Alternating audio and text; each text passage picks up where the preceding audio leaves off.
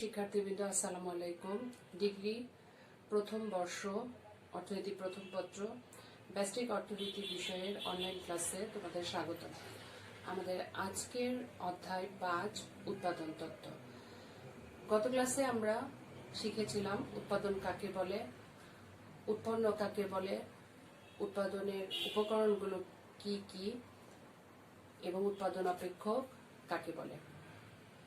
আমাদের আজকের বিষয় মোট উৎপাদন কাকে বলে, গড় উৎপাদন কাকে বলে এবং প্রান্তিক উৎপাদন কাকে বলে। এছাড়াও একটি বড় কোশ্চেন আমরা আজকে পড়ব, মোট, গড় ও প্রান্তিক উৎপাদনের মধ্যে সম্পর্ক কি। আমরা প্রথমেই পড়ব মোট উৎপাদন। উৎপাদনকে তিনটি ধারণার সাহায্যে ব্যাখ্যা করা যায়, যেমন মোট উৎপাদন, গড় উৎপাদন এবং প্রান্তিক উৎপাদন। অর্থনীতিতে মোট এবং গড়ের চেয়ে প্রান্তিক মানের গুরুত্ব সবচেয়ে বেশি। আমরা আজকে মোট, গড় এবং প্রান্তিক উৎপাদন কাকে বলে এ বিষয় সম্পর্কে বিস্তারিত জানব। আমরা প্রথমেই পড়ব মোট উৎপাদনের সংজ্ঞা। একজন উৎপাদনকারী উপকরণ ব্যবহার করে যে পরিমাণ উৎপাদন করে তার সমষ্টিকেই বলা হয় মোট উৎপাদন। মোট উৎপাদন অপেক্ষককে আমরা উৎপাদন অপেক্ষক আকারে লিখতে পারি। মোট উৎপাদন টোটাল প্রোডাকশন সমান হচ্ছে কিউ সমান ফাংশন অফ এল কে। এছাড়াও মোট উৎপাদনের আরেকটি সংজ্ঞা আমরা দিতে পারি, যেমন উপকরণের বিভিন্ন একক থেকে প্রাপ্ত উৎপাদনের সমষ্টিকে বলা হয় মোট উৎপাদন। আমরা যদি ধরি কিউ একটি উৎপাদন অপেক্ষক এবং এর একটি মাত্র উপকরণ আছে এল, এবং এল কে যদি আমরা বিভিন্ন এককে বিবেচনা করি, যেমন এল এর মান L1, L2, L3 থেকে Ln পর্যন্ত হয়, এবং যদি উৎপাদনকেও আমরা বিভিন্ন এককে বিভক্ত করি তাহলে এর মান যদি Q1, Q2, Q3 থেকে Qn পর্যন্ত হয়, তাহলে আমরা উৎপাদনের সমষ্টিগত রূপকে আমরা দেখাতে পারি যে সমীকরণের সাহায্যে, সেটি হবে কিউ সমান হচ্ছে ফাংশন অফ এল সমান হচ্ছে Q1 L1 plus Q2 L2 এভাবে প্লাস প্লাস Qn Ln দ্বারা। অর্থাৎ সমষ্টি প্রত্যেকটি উপকরণের প্রত্যেকটি একক থেকে যদি আমরা L1 একক থেকে আমরা উৎপাদন পাই Q1, L2 থেকে যদি পাই আমরা Q2, তাহলে উৎপাদন অপেক্ষকটিকে আমরা সামেশন আকারে লিখতে পারি, সামেশন QI Li। এখানে I এর মান হবে 1 থেকে n পর্যন্ত। এটি হবে মোট উৎপাদনের সমীকরণ। এরপরে আমরা পড়ব গড়। মোট উৎপাদনের চিত্ররূপটা কেমন হবে। আমরা জানি অর্থনীতিতে আমরা যে কোনো অপেক্ষকের দ্বিমাত্রিক চিত্র আঁকতে পারি। আমরা উৎপাদন অপেক্ষককে আমরা কিউ সমান ফাংশন অফ এল কে আকারে জানি, কিন্তু যখন আমরা চিত্ররূপ আঁকবো তখন আমরা শুধু কিউ সমান একটি উপকরণকে আমরা স্থির ধরবো, আমরা শুধু এল এর সাপেক্ষে আমরা চিত্রটি আঁকবো। তাহলে মোট উৎপাদন রেখাটির চিত্ররূপ হবে, আমরা ভূমি অক্ষে এল দিব এবং উল্লম্ব অক্ষে থাকবে মোট উৎপাদন। তাহলে মোট উৎপাদন রেখাটির লেখচিত্র হবে, যদি এই অপেক্ষকটি একটি ত্রিমাত্রিক অপেক্ষক হয়ে থাকে তাহলে এর লেখচিত্র হবে অনেকটা এস আকৃতি। প্রথমে হবে উত্তল, এরপরে হবে অবতল, টিপি অফ এল। মোট উৎপাদন রেখা যে বিন্দুতে উত্তল থেকে অবতলে টার্ন নেয় সেই বিন্দুকে বলা হয় পয়েন্ট অফ ইনফ্লেকশন বিন্দু। এর বাংলা অর্থ অনমনীয় বিন্দু বা হার পরিবর্তনের বিন্দু। এই মোট উৎপাদন অপেক্ষকটি অবশ্যই এল এর মোট উৎপাদন, টিপি অফ এল। খেয়াল করে দেখো, মোট উৎপাদন রেখাটি শূন্য থেকে উৎপন্ন হয়েছে, অর্থাৎ আমরা যদি শ্রমের ব্যবহার শূন্য রাখি তাহলে উপকরণ হিসেবে শ্রমের ব্যবহার যদি শূন্য রাখি তাহলে মোট উৎপাদনের পরিমাণও শূন্য হবে। এইভাবে আমরা যদি L1 একক পর্যন্ত উপকরণ ব্যবহার করি তাহলে মোট উৎপাদনের পরিমাণ হবে TP1। এরপর যদি L2 একক ব্যবহার করি তাহলে উৎপাদনের পরিমাণ হবে TP2। খেয়াল করে দেখো, মোট উৎপাদন রেখার সর্বোচ্চ বিন্দু ভূমি অক্ষে সমান্তরাল একটি স্পর্শক আমরা যে বিন্দুতে আঁকবো সেই বিন্দুই হবে টিপিএ সর্বোচ্চ বিন্দু, অর্থাৎ এই বিন্দুতে উৎপাদনের পরিমাণ সবচেয়ে বেশি। এখন এইখানে যদি এল এর ব্যবহার আমরা অর্থাৎ শ্রমের পরিমাণ যদি আমরা বাড়াতে থাকি, খেয়াল করে দেখো, ভূমি অক্ষের শ্রম, প্রথমে শ্রম OL1 পরিমাণ ব্যবহার হয়েছে, এতে মোট উৎপাদন বাড়ছে TP1 পরিমাণ। এরপরে L2 শ্রমের পরিমাণ, মোট উৎপাদন বাড়ছে TP2 পরিমাণ। এরপর L3 এবং L4 যখন শ্রমের উপকরণ হিসেবে শ্রমকে ব্যবহার করা হয়েছে তখন মোট উৎপাদনের পরিমাণ হয়েছে সর্বোচ্চ, অর্থাৎ TP4 পরিমাণ সর্বোচ্চ। এরপরেও যদি উৎপাদনকারী আরো উপকরণ ব্যবহার করে L5, এরপরে খেয়াল করে দেখো মোট উৎপাদন কমে যাবে, কমে হবে TP5। অর্থাৎ উৎপাদন ক্ষেত্রে আমরা দেখি মোট উৎপাদন রেখাতে আমরা দেখি প্রথমেই উপকরণ ব্যবহারের ফলে মোট উৎপাদন ক্রমবর্ধমান হারে বাড়ে এই বিন্দু পর্যন্ত। এরপরে মোট উৎপাদন বাড়ে, কিন্তু এই বাড়ার হার হলো ক্রম হ্রাসমান। এরপরে মোট উৎপাদন একটি নির্দিষ্ট সময়ে সর্বোচ্চ হয় এবং এরপরে উপকরণের পরিমাণ বাড়ালেও মোট উৎপাদন রেখাটি নিচের দিকে নেমে আসে, অর্থাৎ মোট উৎপাদন আস্তে আস্তে কমতে থাকে। কাজেই মোট উৎপাদন রেখার আকৃতিটি হবে একটি ত্রিমাত্রিক, মোট উৎপাদন রেখার আকৃতি হবে এস আকৃতি। আমরা পড়ব গড় উৎপাদন কাকে বলে। গড় উৎপাদনেরও আমরা প্রথমে একটি সংজ্ঞা পড়ব, থিওরি, এবং এরপরে আমরা চিত্রের বিশ্লেষণ দিব। ফার্স্টে গড় উৎপাদন কাকে বলে। গড় উৎপাদনকে আমরা এভারেজ প্রোডাকশন বলতে পারি। মোট উৎপাদনকে যদি আমরা পরিবর্তনশীল উপকরণ দ্বারা ভাগ করি তাহলে আমরা পাবো গড় উৎপাদন। অর্থাৎ একটি উৎপাদন অপেক্ষক কিউ যদি ফাংশন অফ এল হয় তাহলে গড় উৎপাদন হবে এপি সমান হবে মোট উৎপাদন টিপি of L divided L.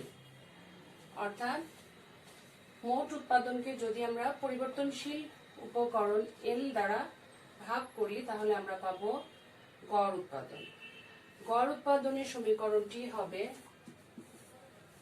AP সমান টিপি অফ এল ডিভাইডেড এল। এখন যদি আমরা গড় উৎপাদনকে যদি আমরা চিত্রের সাহায্যে দেখাই তাহলে গড় উৎপাদন রেখার চিত্ররূপ হবে ইউ আকৃতির। এল এখানে আমরা লিখব, উল্লম্ব অক্ষে আমরা দিব গড় উৎপাদন এপি অফ এল। গড় উৎপাদন রেখাটি প্রথমে আমরা যদি L1 একক শ্রম ব্যবহার করি, এরপর আস্তে আস্তে আমরা যদি L2, L3, L4 একক শ্রম আমরা ব্যবহার করতে থাকি তাহলে গড় উৎপাদন রেখাটি হবে অনেকটা উল্টা ইউ আকৃতির। অর্থাৎ গড় উৎপাদন রেখাটি হবে উল্টা ইউ আকৃতির। এটি হবে AP of L, AP of L. তোমরা খেয়াল করে দেখো, উপকরণের ব্যবহার যখন L1 তখন গড় উৎপাদনের পরিমাণ এপি এল। এরপরে যখন U2 তখন গড় উৎপাদনের পরিমাণ AP of L2। L1 L2। এরপরে গড় উৎপাদন তখনই সর্বোচ্চ হবে যখন গড় উৎপাদন রেখার উপরে ভূমি অক্ষের সমান্তরাল একটি স্পর্শক আমরা আঁকবো। সেই বিন্দুতে গড় উৎপাদন হবে সবচেয়ে বেশি, অর্থাৎ এপি অফ L3 হচ্ছে গড় উৎপাদনের সর্বোচ্চ পরিমাণ।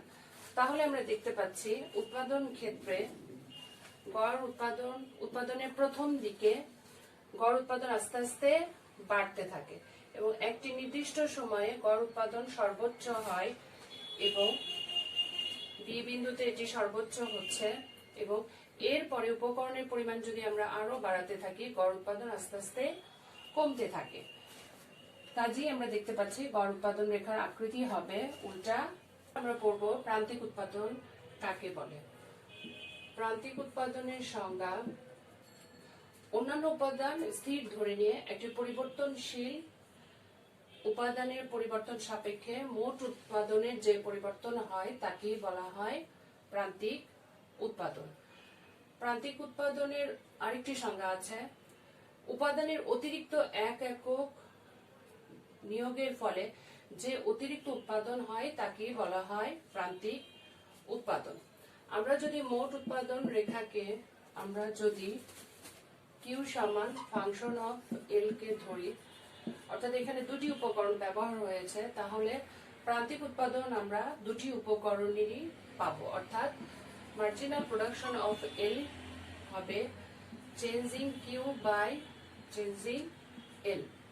এল এর পরিবর্তনের সাপেক্ষে মোট উৎপাদনের যতটুকু পরিবর্তন হয় তাকেই বলা হয় এল বা শ্রমের প্রান্তিক উৎপাদন। তেমনি ভাবে আমরা মূলধনের প্রান্তিক উৎপাদনও পাবো।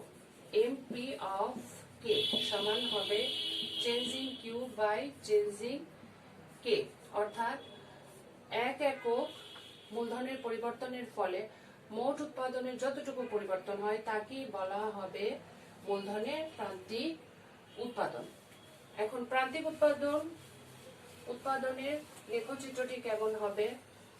আমরা ভূমি অক্ষে আমরা এল পরিবর্তনশীল উপাদান হিসেবে আমরা এল কে দেখাবো এবং উল্লম্ব অক্ষে আমাদের থাকবে প্রান্তিক উৎপাদন এল এর। আমাদের আগে থেকেই আমরা জানবো প্রান্তিক উৎপাদন রেখাটি হবে উল্টা ইউ আকৃতি, অর্থাৎ এটি শূন্য বিন্দু থেকে উঠবে এবং ইউ আকৃতির হয়ে একটা নির্দিষ্ট সময়ের পরে এটি এক্স অক্ষকে ছেদ করে নিচের দিকে যাবে। অর্থাৎ যদি আমরা চিন্তা করি উপকরণ ব্যবহারের বিষয়টি, যদি আমরা চিন্তা করি প্রান্তিক উৎপাদনের একটি সর্বোচ্চ অবস্থা থাকবে। সাপোজ এম বিন্দুতে প্রান্তিক উৎপাদন সবচেয়ে বেশি। এখন আমরা যদি চিন্তা করি একজন উৎপাদনকারী পরিবর্তনশীল উপকরণ হিসেবে সে শ্রমকে সে বাড়াচ্ছে, অর্থাৎ সে L1 একক শ্রম ব্যবহার করছে, L2 একক, L3 একক, এরপরে L4 একক শ্রম ব্যবহার করছে, এরপরে সে L5 একক শ্রম ব্যবহার করছে। তাহলে প্রান্তিক উৎপাদন রেখাটির এমপি অফ এল এর লেখচিত্রটি কেমন হবে? এটিও মূলবিন্দু থেকে উঠবে এবং ইউ আকৃতির একটি রেখা হয়ে, তবে এই রেখাটির বৈশিষ্ট্য হচ্ছে এটি ভূমি অক্ষকে ছেদ করে নিচের দিকে চলে যাবে। অর্থাৎ প্রান্তিক উৎপাদনের মান এটি ধনাত্মক হতে পারে, শূন্যের সমান হতে পারে এবং ঋণাত্মকও সমান হতে পারে। যেমন উপকরণের পরিমাণ যখন L1 হবে তখন প্রান্তিক উৎপাদনের পরিমাণ হবে এমপি L1। এরপরে উপকরণের পরিমাণ যদি L2 পরিমাণ বাড়ানো হয় তাহলে প্রান্তিক উৎপাদন হবে এমপি L2। এভাবে প্রান্তিক উৎপাদন সর্বোচ্চর পরে অতিরিক্ত এল যদি আমরা নিয়োগ করতে থাকি তাহলে আবার প্রান্তিক উৎপাদনের পরিমাণ কমতে থাকবে। এরপরে L4 পরিমাণ যখন আমরা উপকরণ ব্যবহার করব তখন প্রান্তিক উৎপাদনের মান এমপি অফ এল সমান 0 হবে। এরপরেও যদি উৎপাদনকারী তার উপকরণের পরিমাণ L5 পর্যন্ত বাড়ায়, তাহলে প্রান্তিক উৎপাদনের পরিমাণ হবে নেগেটিভ। NP of L, এটির পরিমাণ হবে নেগেটিভ। কাজেই আমরা বলতে পারি যে প্রান্তিক উৎপাদন ধনাত্মকও হতে পারে, শূন্যও হতে পারে এবং ঋণাত্মকও হতে পারে। এরপরে আমরা এতক্ষণ আমরা যেটি পড়লাম সেটি হচ্ছে মোট উৎপাদন কাকে বলে, প্রান্তিক উৎপাদন কাকে বলে, গড় উৎপাদন কাকে বলে এবং এদের লেখচিত্র সম্পর্কে আমরা জানলাম। এরপর আমরা দ্বিতীয় প্রশ্নটি পড়ব, মোট গড় ও প্রান্তিক উৎপাদনের মধ্যে সম্পর্ক কি। এখন আমরা মোট গড় ও প্রান্তিক উৎপাদনের মধ্যে সম্পর্ক ব্যাখ্যা করব। একটি চিত্রের সাহায্যে আমরা সম্পর্কটি ব্যাখ্যা করতে পারি। প্রথমেই আমরা একটি মোট উৎপাদন রেখা আঁকব। আমরা যদি মনে করি একটি উৎপাদন অপেক্ষক কিউ সমান ফাংশন অফ এল, তাহলে আমরা মোট উৎপাদন রেখাটি পাবো অনেকটা এস আকৃতি, টিপি অফ এল। মোট উৎপাদন রেখাকে আমরা কয়েকটি পর্যায়ে ভাগ করতে পারি। যেমন প্রথমেই হচ্ছে এক পয়েন্ট অফ ইনফ্লেকশন বিন্দু পর্যন্ত, অর্থাৎ এ বিন্দুতে মোট উৎপাদন রেখাটি প্রথমে ছিল উত্তল ও এ পর্যন্ত। এরপরে মোট উৎপাদন অর্থাৎ উপকরণ বৃদ্ধির সাথে সাথে মোট উৎপাদন বাড়ছে। এই বাড়ার হার এখানে হলো ক্রমবর্ধমান। এরপরে পয়েন্ট অফ ইনফ্লেকশন বিন্দুর পরে মোট উৎপাদন বাড়ছে, কিন্তু এটি বাড়ছে ক্রমহ্রাসমান হারে। তো ক্রমহ্রাসমান হারে বেড়ে মোট উৎপাদন একসময় সর্বোচ্চ হবে। এরপর মোট উৎপাদন আবার কমতে থাকবে। মোট উৎপাদন রেখা থেকেই আমরা গড় উৎপাদন এবং প্রান্তিক উৎপাদন পাই। আমরা আরেকটি রেখাচিত্র এঁকে আমরা গড় এবং প্রান্তিক উৎপাদন রেখাটি আমরা দেখাতে পারি। এখন আমরা প্রথমে দেখব যেখানে মোট উৎপাদন রেখার যে বিন্দুটা পয়েন্ট অফ ইনফ্লেকশন বিন্দু হবে, সেই বিন্দুটাতে প্রান্তিক উৎপাদন সবচেয়ে বেশি হবে, অর্থাৎ সর্বোচ্চ হবে। কাজেই এখানে আমরা প্রান্তিক উৎপাদন রেখার সর্বোচ্চ বিন্দুটি পাব। মনে করি আমরা এই সর্বোচ্চ বিন্দুটি হলো এম, অর্থাৎ আমরা আগে থেকেই জানি প্রান্তিক উৎপাদন রেখাটি হচ্ছে ঊর্ধ্বগামী একটি রেখা, অর্থাৎ উপকরণ বৃদ্ধির সাথে সাথে প্রান্তিক উৎপাদনও বাড়তে থাকে উৎপাদনের প্রথম পর্যায়ে।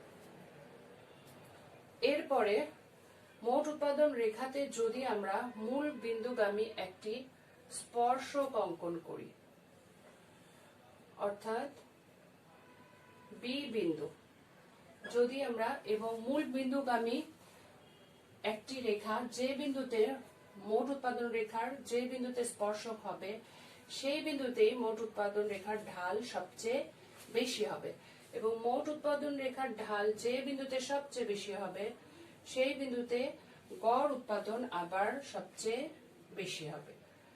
আমরা ধরে নিই এই গড় উৎপাদনের পরিমাণ হচ্ছে এন এবং আমরা জানি গড় উৎপাদন রেখাটিও প্রথমে মূল বিন্দু থেকে ঊর্ধ্বগামী একটি রেখা দ্বারা, ইউ আকৃতির একটি রেখা দ্বারা প্রকাশ করা হয়।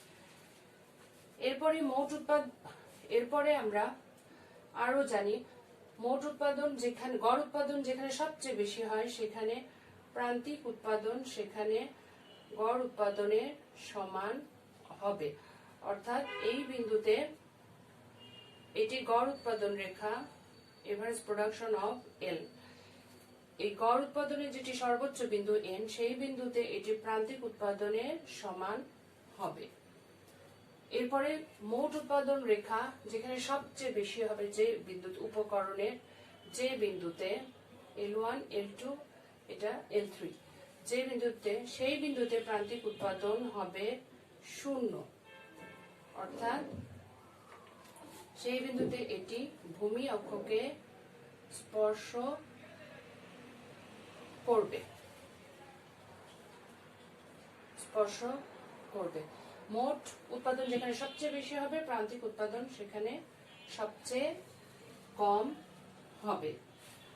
কাজ এটি পি বিন্দু। এরপরে প্রান্তিক উৎপাদন রেখাটি মোট উৎপাদন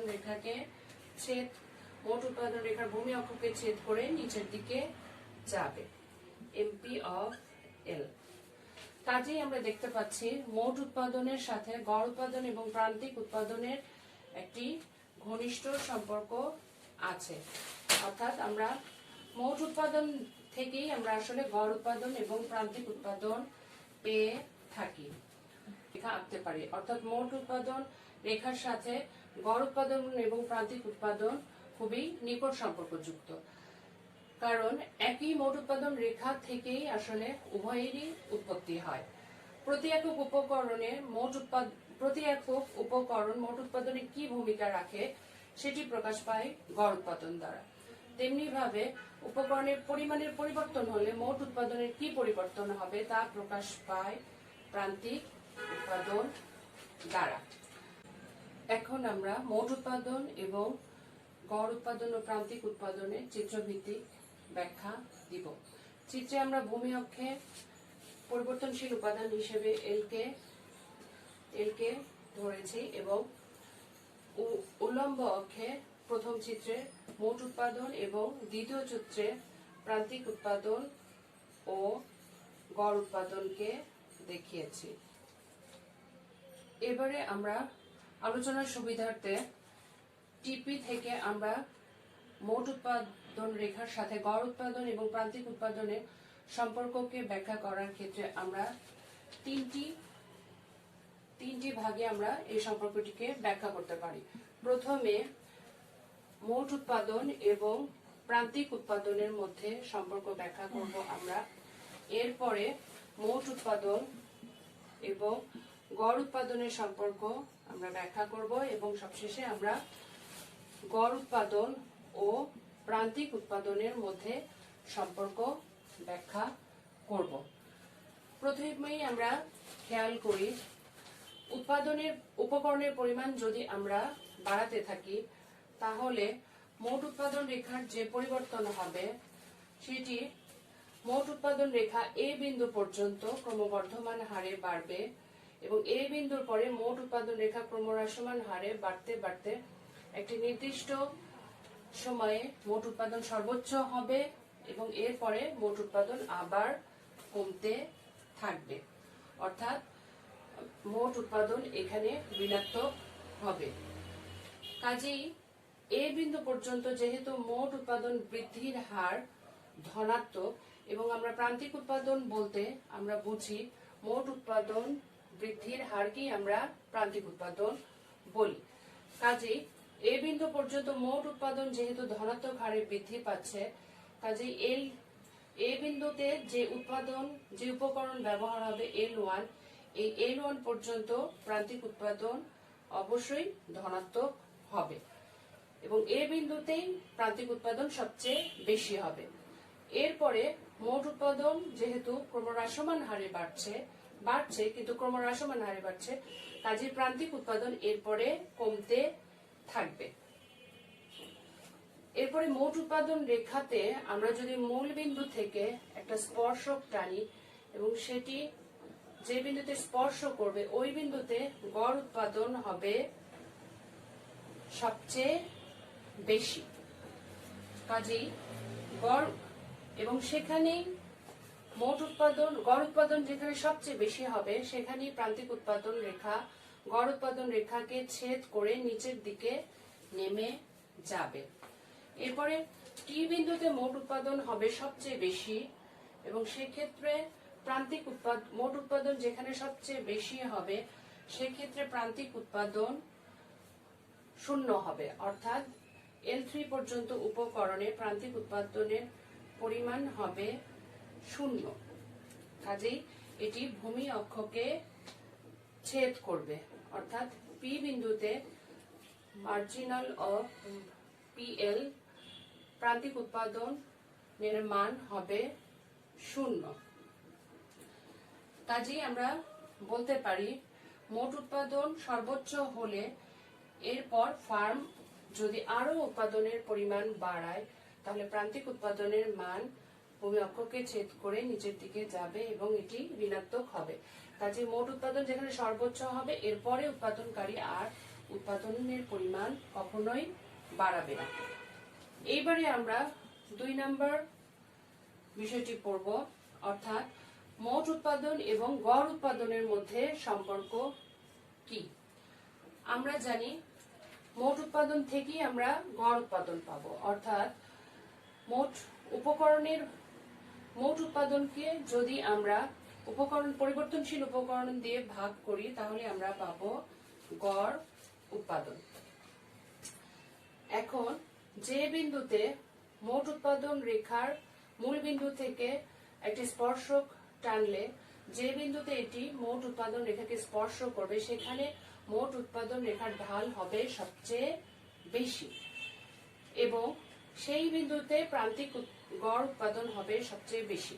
কাজে OL2 পরিমাণ উৎপাদনে গড় উৎপাদন হচ্ছে সবচেয়ে বেশি, অর্থাৎ মোট উৎপাদন যখন ক্রমহ্রাসমান হারে বাড়ে, A থেকে T পর্যন্ত ক্রমহ্রাসমান হারে বাড়ে, এর কিছু দূর পর্যন্ত গড় উৎপাদন বেশি হবে এবং এরপরে গড় উৎপাদন আস্তে আস্তে কমে যাবে, অর্থাৎ B বিন্দু পর্যন্ত গড় উৎপাদন বাড়বে।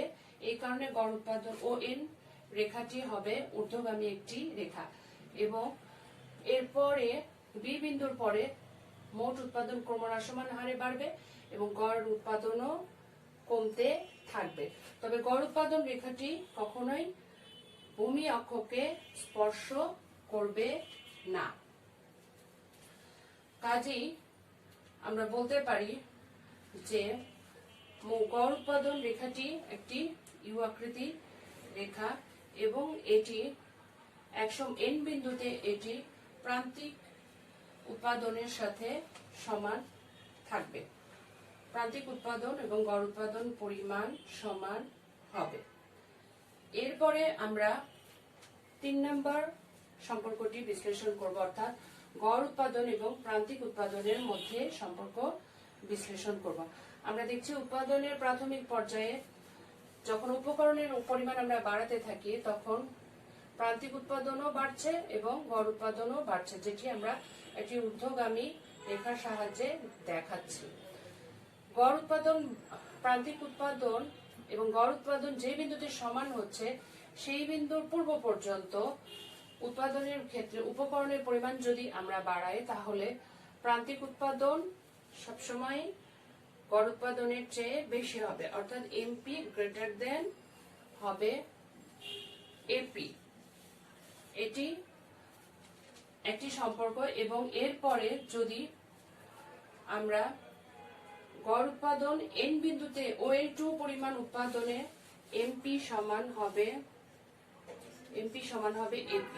এরপরেও যদি আমরা উপকরণের পরিমাণ বাড়াই তাহলে মোট প্রান্তিক উৎপাদন এবং গড় উৎপাদন উভয়ই কমবে এবং তবে এখানে গড় উৎপাদনটা বেশি হবে আর প্রান্তিক উৎপাদনটা কম হবে। কাজেই আমরা বলতে পারছি যে N বিন্দুর পূর্ব পর্যন্ত গড় উৎপাদন যখন বাড়ে তখন MPটা বেশি থাকে এবং APটা কম থাকে এবং N বিন্দুর পরে গড় উৎপাদনটা বেশি থাকে এবং প্রান্তিক উৎপাদনটা কম থাকে। সবশেষে আমরা এই আলোচনার এতক্ষণ আমরা যে আলোচনা করলাম এই আলোচনার প্রেক্ষিতে আমরা বলতে পারি যে উৎপাদনের প্রথম দিকে মোট উৎপাদন, গড় উৎপাদন এবং প্রান্তিক উৎপাদনের মধ্যে যে সম্পর্ক থাকে, MP বাড়লে মোট এবং গড় উৎপাদন উভয়ই বাড়ে, তবে প্রান্তিক উৎপাদন যে হারে বাড়ে গড় উৎপাদন তার চেয়ে কম হারে বাড়ে। সবশেষে আমরা মোট, গড় ও প্রান্তিক উৎপাদনের মধ্যে যে সম্পর্ক আছে সেটি বিশ্লেষণ করলে আমরা দেখতে পাই যে প্রান্তিক উৎপাদন যদি বাড়ে তাহলে মোট এবং গড় উৎপাদন উভয়ই বাড়ে। তবে প্রান্তিক উৎপাদন যে হারে বাড়ে গড় উৎপাদন তার চেয়ে কম হারে বাড়ে। এরপর আমরা দেখতে পাচ্ছি মোট উৎপাদন যখন ক্রমবর্ধমান হারে বাড়ে অর্থাৎ এ বিন্দু পর্যন্ত, তখন প্রান্তিক উৎপাদন এবং গড় উৎপাদন উভয়ই বাড়তে থাকে এবং প্রান্তিক উৎপাদন সেই বিন্দুতেই সর্বোচ্চ হবে। আবার প্রান্তিক উৎপাদন যখন ক্রমহ্রাসমান হয় অর্থাৎ এম বিন্দুর পরে, সেখানে মোট উৎপাদন বাড়ে তবে ক্রমহ্রাসমান হারে বাড়ে। প্রান্তিক উৎপাদন যদি ক্রমহ্রাসমান অবস্থায় এটি গড় উৎপাদনকে ছেদ করে নিচের দিকে দ্রুত গতিতে নামতে থাকে, যার জন্য এক পর্যায়ে হ্রাসমান অবস্থায় প্রান্তিক উৎপাদন গড় উৎপাদনের নিচে চলে যায়। কিন্তু প্রান্তিক উৎপাদন ক্রমবর্ধমান অবস্থায় যখন থাকে তখন এটি গড় উৎপাদনের উপরে অবস্থান করে। গড় উৎপাদন যখন সর্বোচ্চ হয় তখন অর্থাৎ এন বিন্দুতে গড় উৎপাদন এবং প্রান্তিক উৎপাদন সবসময় সমান হয়। আবার প্রান্তিক উৎপাদন শূন্যও হতে পারে এবং এ অবস্থাতে গড় উৎপাদন কমতে থাকে। এবং এরপরে গড় উৎপাদন যতক্ষণ পর্যন্ত শূন্য না হবে ততক্ষণ পর্যন্ত প্রান্তিক উৎপাদন ঋণাত্মক হতে পারে।